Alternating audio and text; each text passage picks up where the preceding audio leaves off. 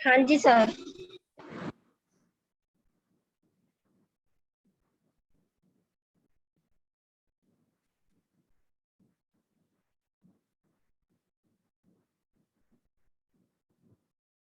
Good afternoon class, आप सुन पा रहे हो मुझे?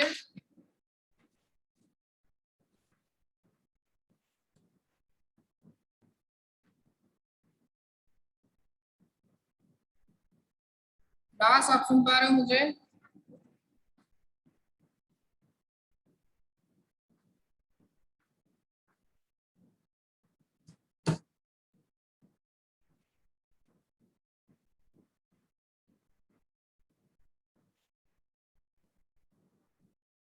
थैंक यू ममता जी।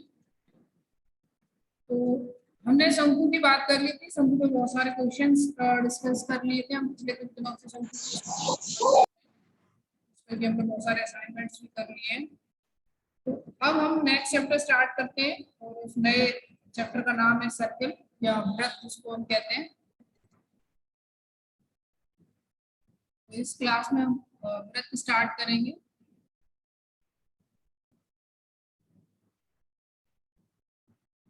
जिसको आप सर्कल कहते हैं। तो आपने सर्कल देखा होगा, जानते होंगे वृत्त को। ये एक 2D डायमेंशन स्ट्रक्चर है जिसमें कि हमें दो चीजों की सिर्फ जरूरत पड़ती है, लंबाई और चौड़ाई की। इससे पहले जब हमने शंकु पढ़ा और बेलन पढ़ा, वो 3 डायमेंशनल स्ट्रक्चर थे, क्योंकि हमें उसमें लंबाई चौड़ाई और ऊंचाई तीनों चीजों की जरूरत पड़ती है।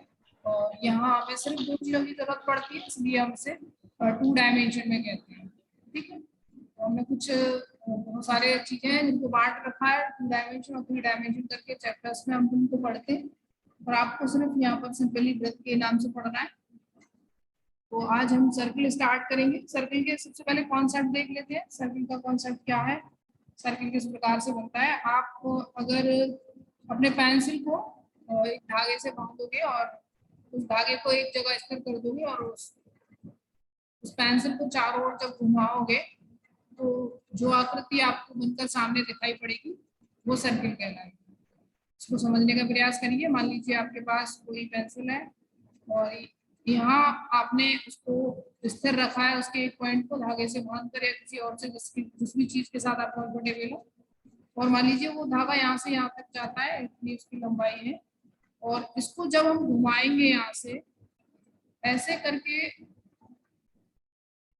ये जो स्ट्रक्चर आपको प्राप्त होगा ये सर्किल होगा। ये एग्जैक्टली सर्किल नहीं है, लेकिन इस प्रकार का आपको प्राप्त होगा।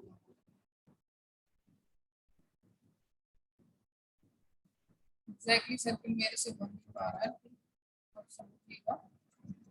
इस प्रकार की जो संरचना आपको प्राप्त होगी वो आप क्या कहलाएगी, सर्किल कहलाएगी। ठीक है,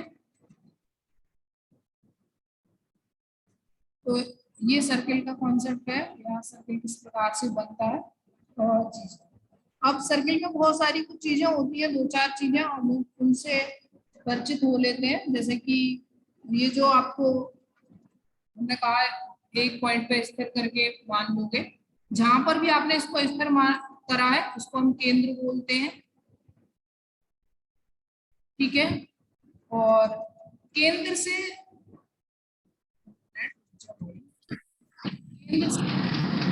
परिधि तक की जो दूरी होती है उसको त्रिज्या बोलते हैं। ठीक है, और ये पूरा वृत्त है। मान लीजिए सेंटर को हम O मान लेते हैं, और यहाँ ये जो पॉइंट है जहाँ तक इसकी परिधि है इसको हम A मान लेते हैं। तो ये जो OA है उसको हम त्रिज्या कहेंगे OA, और सिर्फ A को हम केंद्र कहेंगे। और मान लीजिए यहाँ से यहाँ तक की जो दूरी है इसको B मान लेते हैं, जो केंद्र से होकर जाती है एक रेखा, या रेखा नहीं रेखाखंड बोलेंगे इसको। एक रेखाखंड जो केंद्र से होकर जाती है और किसी भी वृत्त को दो भागों में विभाजित करने करती है, और उसको हम कहते हैं जीवा, या सॉरी जीवा नहीं, व्यास। उसको हम कहते हैं व्यास। तो बी ए हमारा, या ए बी, जो भी आप रखना चाहो, ये हो जाएगा व्यास। ठीक है, यहाँ से एक बात और ध्यान में रखिएगा कि ये जो व्यास होता है वो त्रिज्या का दुगना होता है। आप खुद भी देख पा रहे होगे, ओ ए और ओ बी दोनों बराबर हैं, अगर हम सेंटर को मान रहे हैं तो जितना हम ए की साइड जा रहे हैं उतना हम बी की साइड भी जा रहे हैं, तो ओ ए और ओ बी बराबर हैं। तो ये जो व्यास है कितना, ओ ए को हम त्रिज्या मान रहे हैं तो त्रिज्या का दुगना है, क्योंकि अगर ओ ए को भी हम आर मान लें, या जिसको हम त्रिज्या को हम आर से लिखते हैं, ये भी याद रखिएगा कि मान लीजिए इसको हम आर मान रहे हैं, इसको भी आर मान रहे हैं, क्योंकि सेम लंबाई है, तो ये 2r हो जाती है। और इसी को हम व्यास कहते हैं, इसको हम डी से भी रिप्रेजेंट करते हैं, ये बराबर होता है 2r। ठीक है, क्योंकि अगर हम यहाँ से यहाँ तक को डी मान रहे हैं तो फिर ये क्या होगा, r प्लस 2r। तो ये ध्यान रखिएगा, व्यास जो है त्रिज्या का वो गुना होता है। ठीक है, ये कौन है, सैंडी, प्लीज अपने नाम से लॉगिन करा करिए। अगर मार्कशीट में आपका ये नाम डाल दिया गया तो आप एक दिक्कत क्रिएट करते हैं। ठीक है, तो बी ए, या हम यहाँ पर एक लिख लेते हैं, व्यास बराबर, जैसे यहाँ लिखा हुआ है लेकिन फिर भी आप लिख लीजिए अलग से एक नोट करके, व्यास बराबर 2 गुणा त्रिज्या। ठीक है, यही बात हमने यहाँ दिखाने की कोशिश करी है, डी बराबर 2r। तो आप ये बात इसको ध्यान रखिएगा। तो यहाँ से हमने ये समझ लिया कि वृत्त होता क्या है, किस प्रकार से हम वृत्त को निर्माण करते हैं या निर्मित करते हैं, वृत्त में क्या क्या चीजें होती हैं वो हमने पढ़ लिया। त्रिज्या के बारे में, व्यास के बारे में, व्यास और त्रिज्या में क्या रिलेशन होता है वो हमने पढ़ लिया। अब नेक्स्ट बात हम करते हैं वृत्त की परिधि की। एक्सक्यूज मी सर, वृत्त की परिधि की, बोलिए। एक्सक्यूज मी सर, सर ये न्यू टॉपिक स्टार्ट किया है आपने सर का? हाँ जी, हाँ जी, ओके सर। हाँ, तो यहाँ हम वृत्त की परिधि की बात करते हैं, वृत्त की परिधि।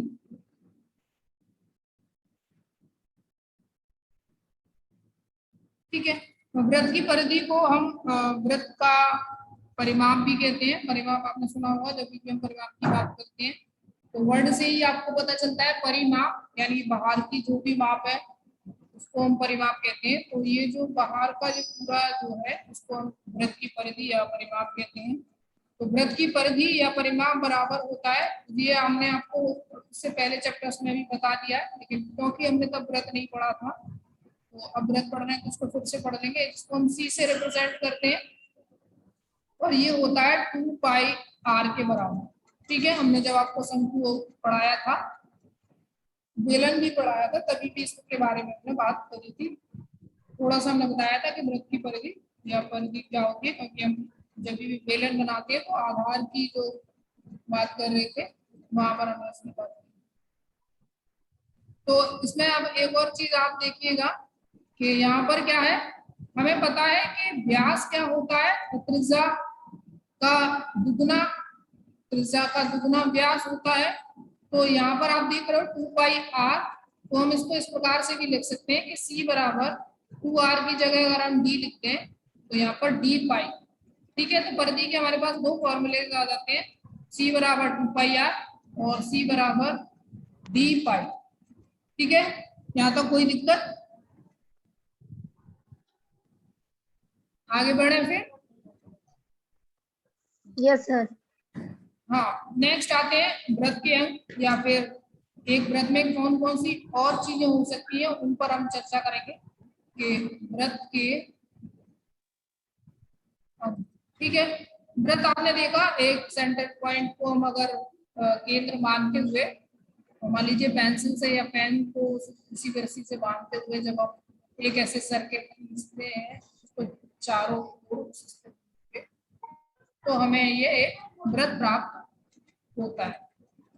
ठीक है, या जो भी संरचना में प्राप्त किया हम उसको वृत्त कहते हैं। तो वृत्त में और कौन कौन सी चीजें होती हैं हम उसको समझेंगे। ठीक है, कि वृत्त में और कौन कौन सी चीजें होती हैं। सबसे पहला आता है सीमा। ठीक है, जिसको आप इंग्लिश में कॉर्ड भी कहते हो। तो वृत्त पे अगर आप कहीं पर भी दो बिंदु खींचोगे और उनको मिलाने का वाली जो रेखा होगी वो जीवा कहलाती है। मान लीजिए आपके एक पॉइंट यहाँ बना लिया, दूसरे कलर में लेते हैं। मान लीजिए आपने एक पॉइंट यहाँ बना दिया और एक पॉइंट यहाँ बना दिया और इसको ऐसे करके मिला दिया। मान लीजिए आपने एक पॉइंट यहाँ मिला दिया, एक यहाँ बना दिया, तो और इसको ऐसे करके बना दिया।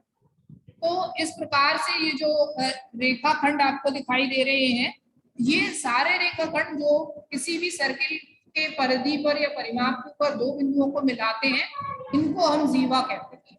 ठीक है, इनको हम जीवा कहते हैं। और एक और बात, आपने यहाँ इससे पहले जो सर्किल हमने देखा था पढ़ी होगी कि एक लाइन ऐसे करके इसके सेंटर से होती हुई जा रही है।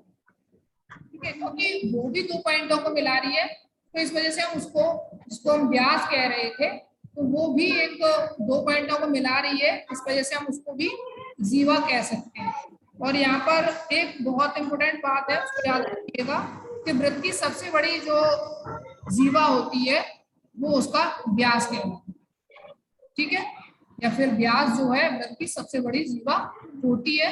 ये पूछा जा सकता है आपसे, तो ये आप ध्यान रखिएगा। ठीक है, इसमें लिखवाने वाला तो कोई बात नहीं है, अगर आप चाहो तो हम लिखवा सकते हो। सेकंड चीज आती है, दूसरा इसमें आता है वृत्त की चाप। सर एक सेकंड। हाँ जी, सर लास्ट लाइन के बाद वृत्त की सबसे बड़ी जीवा व्यास होती है। हाँ, वृत्त की जो सबसे बड़ी जीवा है उसको हम व्यास कहते हैं। ओके। नेक्स्ट आता है वृत्त की चाप। वृत्त की चाप में आप देखिएगा, जैसे कि हमने यहाँ पर बात करी कि अगर आप किसी भी दो पॉइंट्स को मिलाने वाली रेखा जो कि वृत्त से होकर गुजर रही है, वृत्त से होकर मतलब वृत्त के अंदरूनी भाग से होकर जा रही है, तो हम उसको क्या कह लेते हैं, जीवा कह लेते हैं। लेकिन अगर हम चाप को बात करें, सबसे पहले आप ये समझ लीजिए, चाप को हम आर्क और सर्कल भी कहते हैं, क्योंकि चाप का मतलब ही होता है। अब इसी प्रकार से किसी सर्कल लेते हैं। वरना दीदी माइक ऑफ कर लीजिए अपना, शोर आ रहा है। प्लीज माइक ऑफ रखिए अपना अपना सारे लोग। अब ये देखिए, ये जो पॉइंट है हम इनको नाम दे रहे हैं। मान लीजिए ए, बी, सी, डी और ये ई। तो इस प्रकार से हमने इसको नाम दे दिए। तो ये जो ए से बी तक का पार्ट है, ए से बी तक का ये जो पार्ट है उसको हम एक चाप कह देते हैं। मान लीजिए सी से बी तक का जो पार्ट है उसको हम वृत्त का चाप कह देते हैं। ई से डी तक का ये जो पार्ट है, सिर्फ इस पार्ट को ऐसा ना करिए और ज्वाइन कर दीजिए, या फिर अगर ज्वाइन ही करना है तो ई से सी तक के वाले को भी कह सकते हैं, बी से सी तक वाले को भी एक चाप कह सकते हैं। तो इस प्रकार से आप उसको चाप कहते हैं। ये जो बड़ी चाप दिख रही है आपको, मान लीजिए ए से सी तक की जो चाप या आर्क दिख रही है, उसको हम दीर्घ चाप कह रहे हैं, क्योंकि बी और सी के कंपैरिजन में ये बड़ी है। तो जो भी बड़ी दिख रही है उसको हम बड़ी चाप या बड़ी आर्क कहते हैं, और जो छोटा दिख रही है उसको हम छोटी आर्क या छोटी चाप कहते हैं। ठीक है, इसमें कोई दिक्कत आपको? सर इसमें थोड़ा सा लिखवा दीजिए एक दो पॉइंट तो हम पूछ ही रहते हैं वृत्त की चाप में। कोई बात नहीं। वृत्त की जीवा में भी आप थोड़ा सा लिख लीजिए। फिर फर्स्ट जीवा, नहीं सर वो तो लिख लिया है, ये वाला नहीं। जीवा लिख लिया? गुड। जी सर लिख लिया।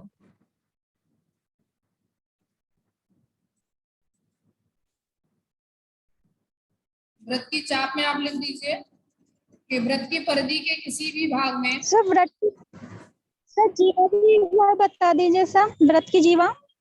बेटा जब हम कहते हैं तब आप क्यों नहीं बोलते हो?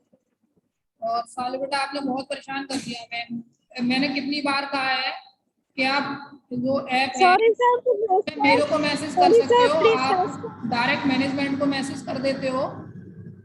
आपको पता है क्या परेशानियां खड़ी होती है उससे। वृत्त की परिधि, जब आप क्लास में आ रहे हो तो फिर क्या आपको जरूरत है बताइए? के किसी भी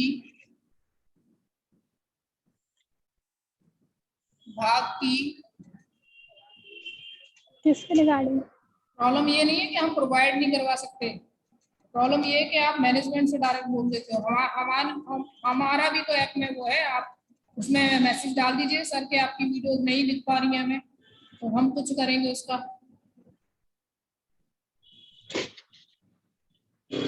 सर मैंने तो चैट में जा रही थी सर, जो आपकी चैट है सर उसमें मैसेज आ रहा था वीडियो के लिए कि वो वीडियो चैट कौन एडिट हैंडल करा कर रहा है? दीजिए सर।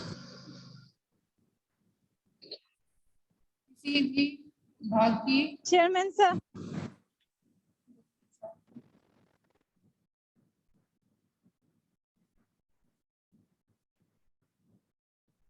आई थिंक ये सेंटेंस कंप्लीट।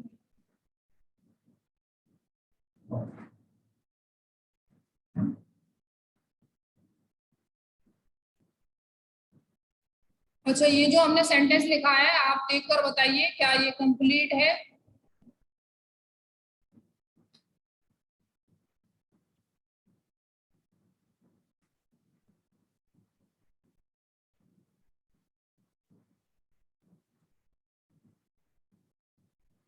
अरे बोलिए।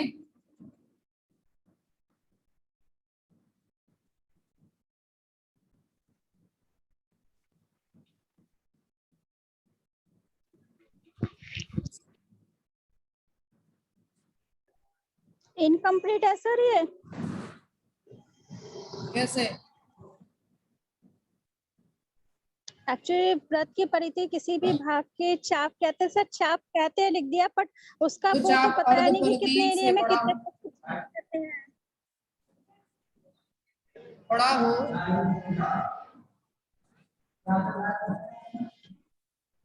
उसे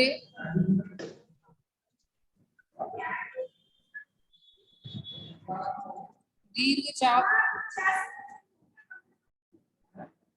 और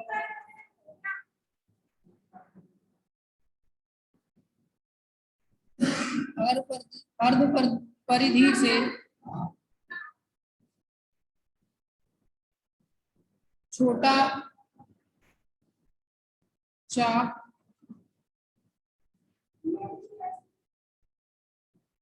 को लघु चाप कहते हैं।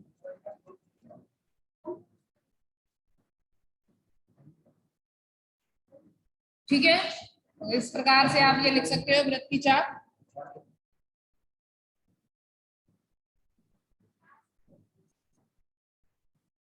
नेक्स्ट आता है आपका वृत्तखंड। अच्छा, अर्ध परिधि आप समझ रहे होंगे जब सर ये वृत्त की छाप सर एक बार समझा दीजिए सर। हाँ, सर वृत्त की चाप रिपीट कर दीजिए वृत्त की चाप। फिगर में। मान लीजिए आपने ये कोई वृत्त बनाया है और यहाँ पे मान लीजिए कोई आपके पास दो पॉइंट्स हैं। फॉर एग्जाम्पल आपके पास है ए और बी।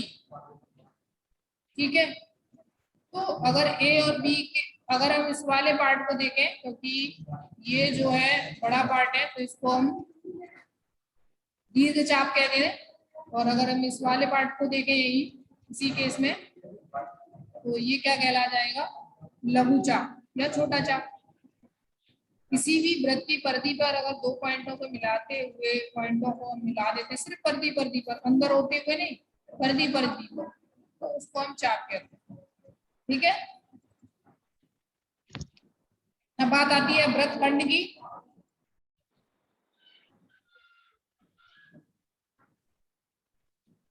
वृत्तखंड की तो देखिए क्या है, जब भी मान लीजिए आप वृत्त के किसी भी वृत्त में एक जीवा खींचते हो कहीं से भी होकर के, और वो जो जीवा है वो एक वृत्त को दो पार्टों में डिवाइड कर देगा। जैसे कि त्रिज्या भी कर रही थी, सॉरी त्रिज्या नहीं कर पाई थी, व्यास कर रहा था, सॉरी व्यास कर रहा था, और बाकी के जो जीवा हमने बताई थी, जब जीवा आपको बता रहे थे तब हमने जो चित्र बनाया था तब हम वो पढ़ा रहे थे उसको। तो आपको कुछ इस प्रकार से देखिए, मान लीजिए कोई ये वृत्त है,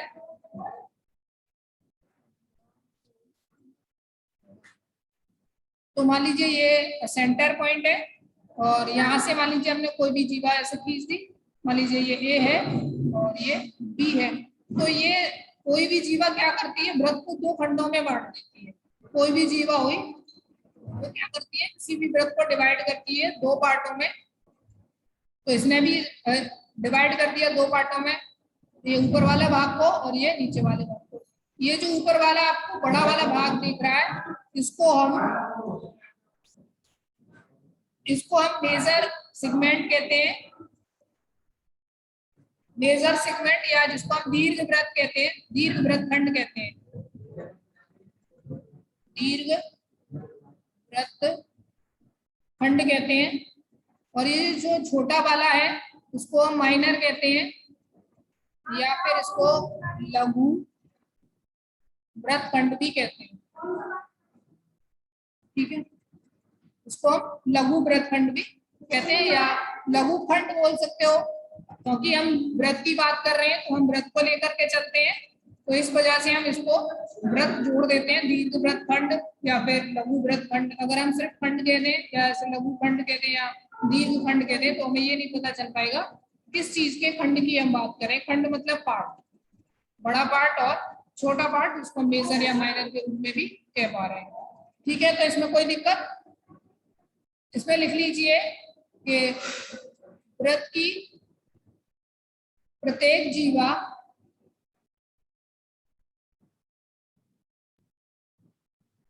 व्रत को दो भागों में विभाजित करती है, व्रत को दो भागों में बांटती है या विभाजित करती है, सेम बात है, बांटती है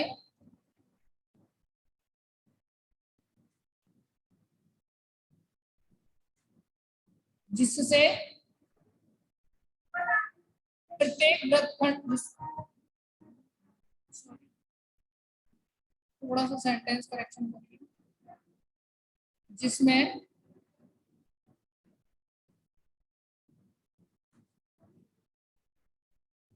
प्रत्येक खंड को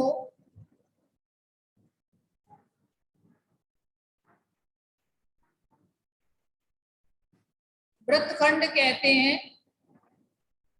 ठीक है, बड़े व्रत खंड को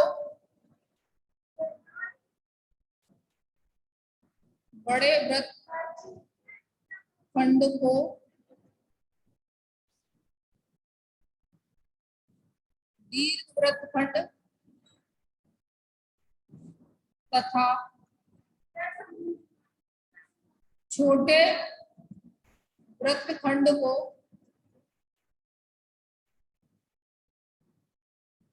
लघु व्रत खंड कहते हैं।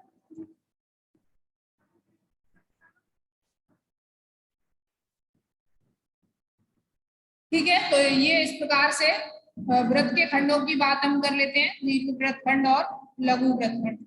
तो ये हो गया, आगे बढ़े।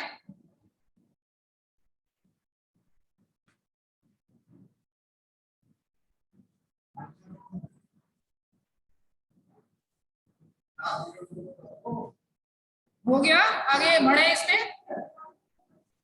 Yes sir. जी सर।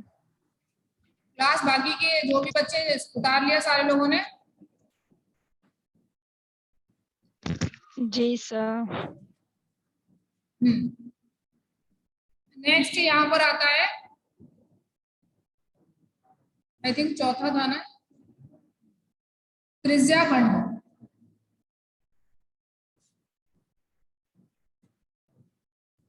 त्रिज्या खंड तो किसी भी व्रत की दो त्रिज्या को आपस में जब एक चाप के द्वारा मिला दिया जाता है या एक चाप के रूप में जब दोनों मिल जाती है तो व्रत के उतने भाग को, व्रत के उतने भाग को क्या कहते हैं, त्रिज्यखंड कहते हैं। फॉर एग्जाम्पल, आपके ये व्रत है, इसका सेंटर हम बना लेते हैं थोड़ा सा। ये मान लीजिए आपके पास कोई व्रत है और इसकी दो त्रिज्या खींची हमने, एक ये और एक ये मान लीजिए ये ए ओ है और ये ए बी है, तो ये जो ए ओ और ए ओ बी को मिला रही है, ये जो ए बी को ये जो मिला रही है, ये वाली जो चाप इसको, और इसके अंदर वाला ये जो पार्ट है उसको हम त्रिज्य खंड कहते हैं, और इसका यहाँ पर कोई ना कोई एंगल होगा, ठीक है, कोई ना कोई एंगल होगा, उसको मान लीजिए हम थीटा मान लेते हैं, ठीक है।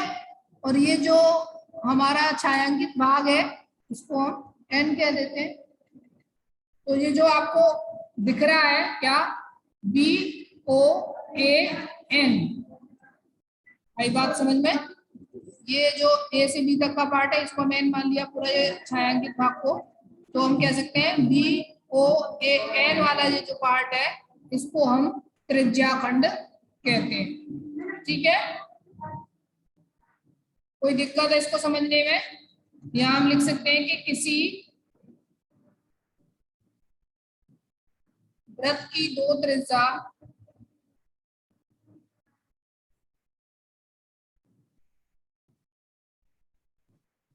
दो त्रिज्याओं और एक चाप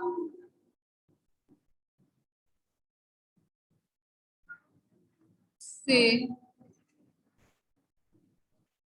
घिरे भाग को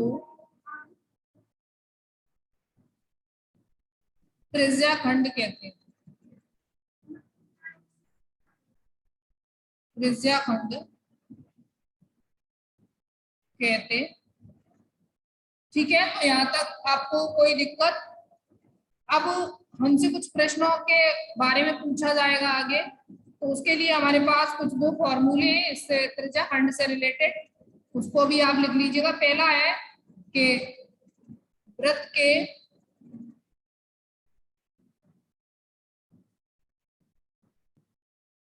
त्रिज्याखंड की लंबाई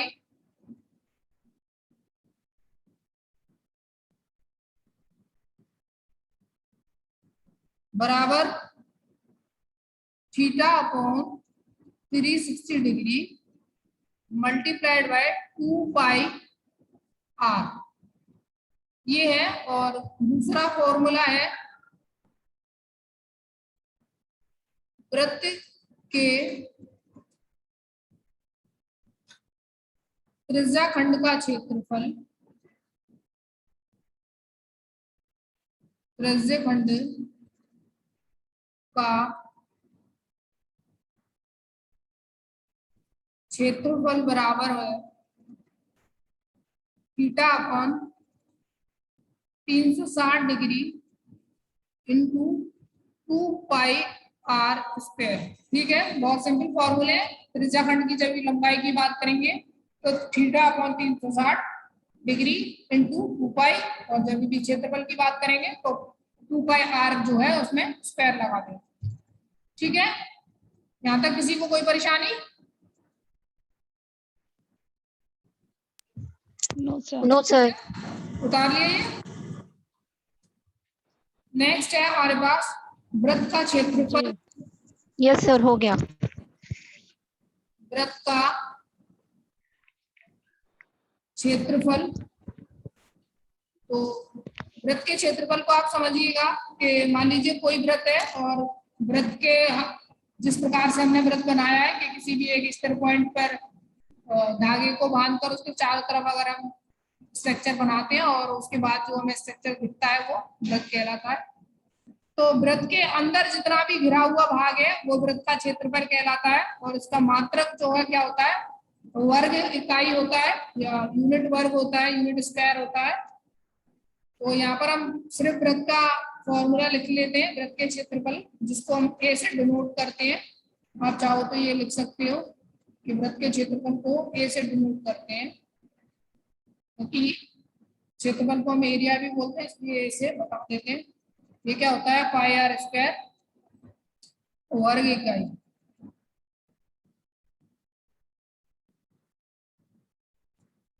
ठीक है। ये नो सर क्यों कह रहे हो, क्या दिक्कत है बोलिए?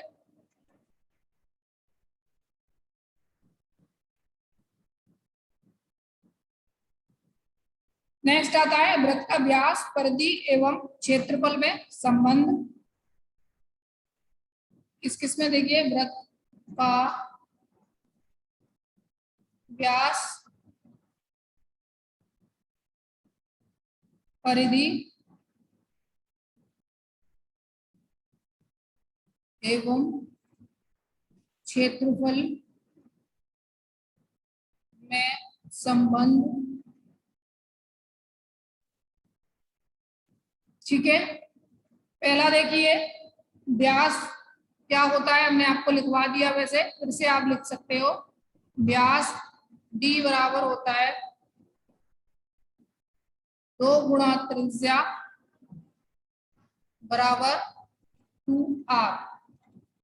सेकंड होता है परिधि c बराबर 2πr। ठीक है, जिसको हमने आपसे कहा था कि अगर 2r की जगह हम d रख दें, क्योंकि हमारे पास 2r बराबर d होता है, तो क्या आ सकता है, d पाई अवयवी आ सकता है। इसको कैपिटल में, स्मॉल में, किसी में भी लिख सकते हो। तीसरा है क्षेत्रफल की बात करें हम, क्षेत्रफल से क्या संबंध है, तो क्षेत्रफल होता है पाई आर स्क्वायर। ठीक है, क्षेत्रफल क्या होता है, पाई आर स्क्वायर।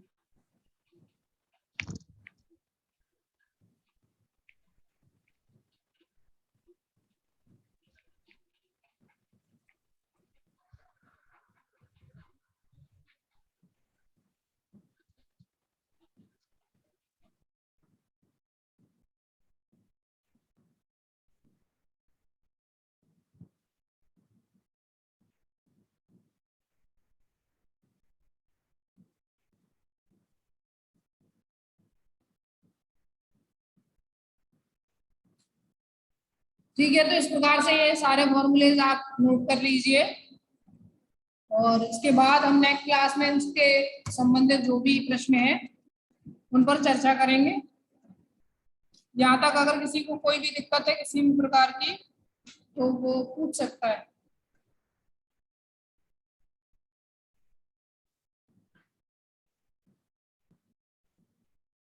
कोई दिक्कत नहीं। सर आपने वृत्त की परिधि में 2 फॉर्मूले लिख पाए थे ना, वो रह गए थे, वो एक बार और बता दीजिए।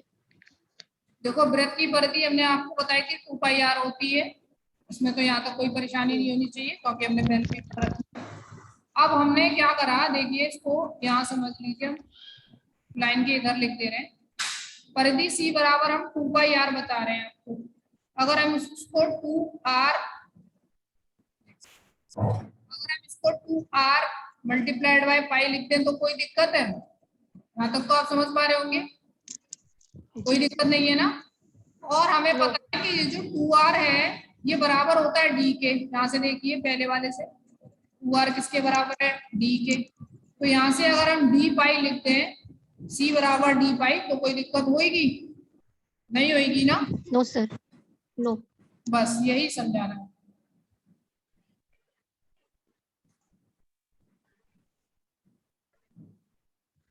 Okay sir.